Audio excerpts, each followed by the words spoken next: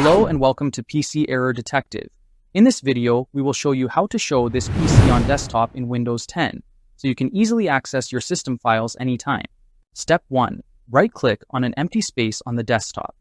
This is the main screen you see after Windows loads, and right-clicking here opens a quick menu with display and personalization options. Step 2. Click Personalize from the menu. This option allows you to change desktop appearance, icons, themes, and other visual settings that control how Windows looks and feels. Step 3. Click Themes in the left panel. Themes control wallpapers, colors, sounds, and icon-related settings, and this section contains the option we need. Step 4. Click Desktop Icon Settings.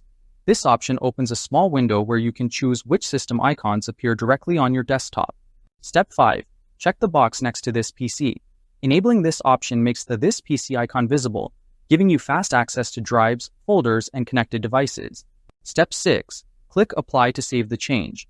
This ensures Windows immediately updates the desktop with the selected icon. Step 7. Click OK to close the window.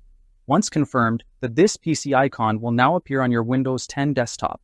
Thanks for watching, and don't forget to subscribe to PC Error Detective for more helpful Windows tutorials.